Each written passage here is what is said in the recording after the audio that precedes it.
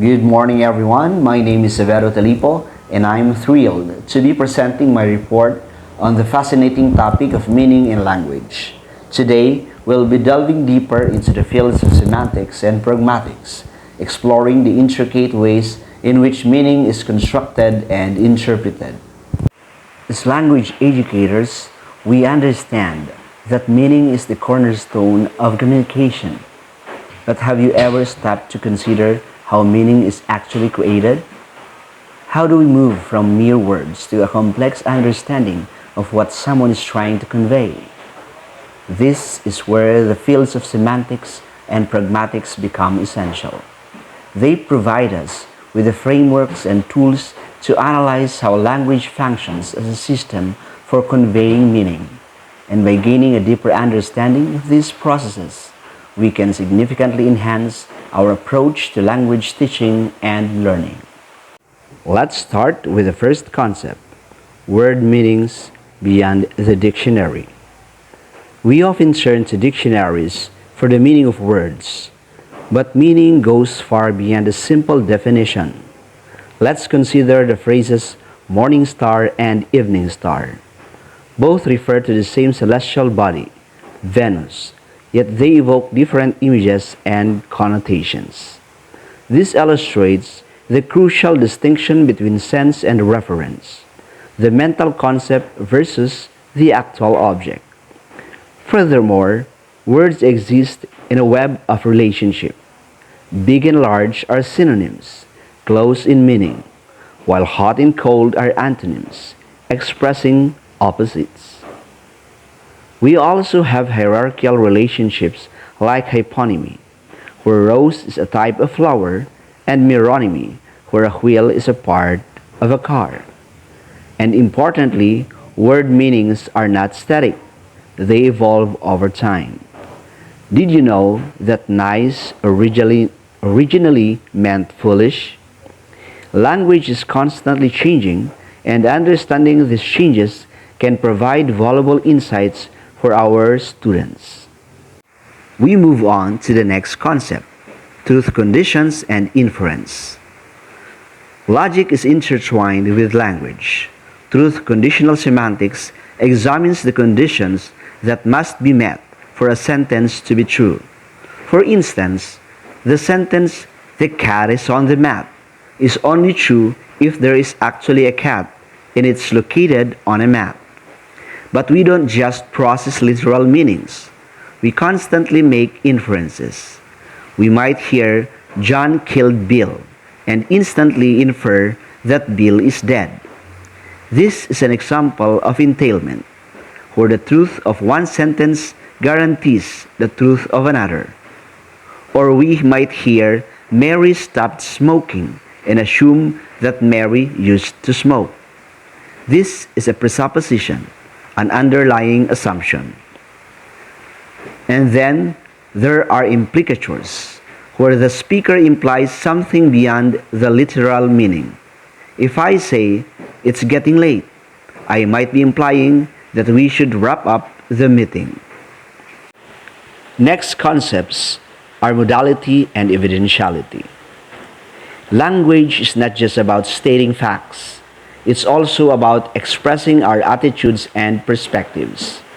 Modality allows us to convey degrees of certainty, obligation, or ability. We use words like might to express uncertainty, epistemic modality, should to express obligation, deontic modality, and can to express ability, dynamic modality. For example, "It might rain tomorrow" shows I'm unsure about the weather. "You should see a doctor" expresses advice, and "I can speak French" indicates my ability. Evidentiality, on the other hand, focuses on the sources of information. This could be direct evidence, based on personal observation. For example, "I saw it." Indirect evidence, based on hearsay or inference, like "I heard that," "it seems that." And inferential evidence, deduced from evidence, like "he must have left." I saw it with my own eyes carries more weight than I heard it from someone else. These nuances are crucial for understanding the speaker's perspective and the reliability of information. We move on to thematic roles. When we describe events, the participants involved take on different roles. These are called thematic roles. For example, in the sentence, the chef cooked the meal. The chef is the agent, the one performing the action, while the meal is the thing being acted upon. Other roles include instrument, with the knife, location, in the kitchen, and so on. Doughty's thematic role hierarchy provides a framework for understanding these roles, with the agent at the top and the theme at the bottom. However, it's important to remember that these roles are not always clear-cut. The concept of proto-roles acknowledges this flexibility and allows for gradients in how we assign these roles. Next, let's talk about indexicality indexes. Imagine you receive a postcard that simply says, "Wish you were here." To understand this message, you need context. Who wrote it? And where are they? This is where indexicality indexes come in. Words like I, here, and now are indexicals. Their meaning depends entirely on the context of the utterance. Dexis expands on this, encompassing various types of contextual information.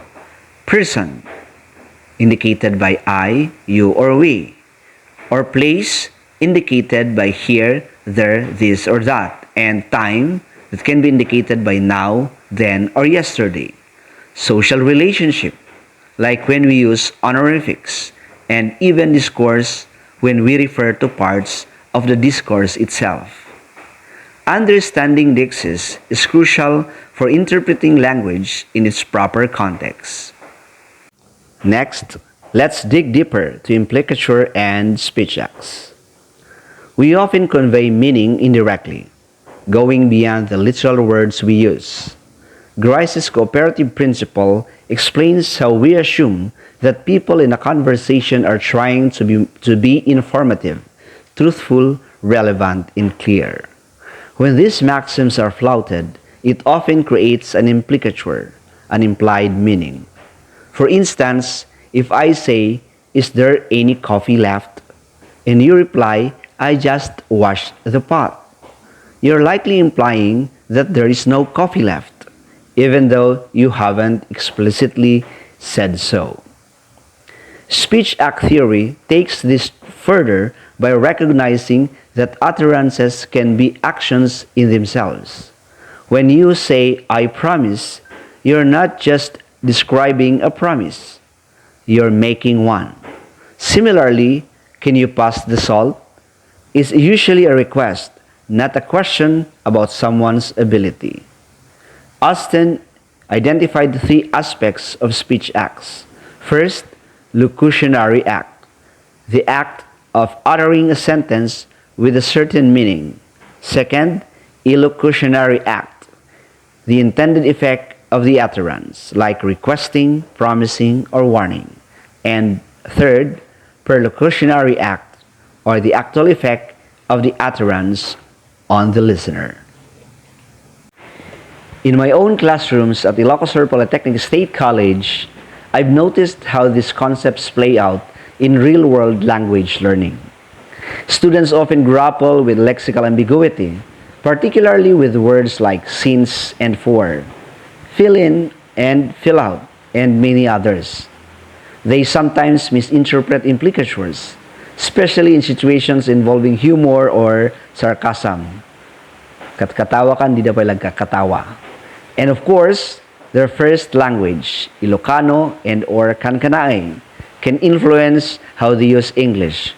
For example, they would directly translate "lukatam ta silaw" to "open the lights" instead of "switch on" or "turn on the lights." Being mindful of these challenges can help us become more effective educators. As we move forward, language education needs to adapt to the demands of the 21st century. We should prioritize authentic communication using materials like news articles, blog posts, and real-life conversations to expose students to the nuances of language and context. We need to foster critical language awareness, encouraging students to analyze how language is used to persuade, inform, or even manipulate. And technology provides incredible opportunities for interactive and personalized learning, from online language exchange platform to adaptive learning software. In conclusion, semantics and pragmatics offer invaluable insights into the complexities of meaning in language. By understanding how words relate to each other, how we draw inferences, how context shapes interpretation, and how language can be used to perform actions, we can become more effective communicators and more insightful language educators.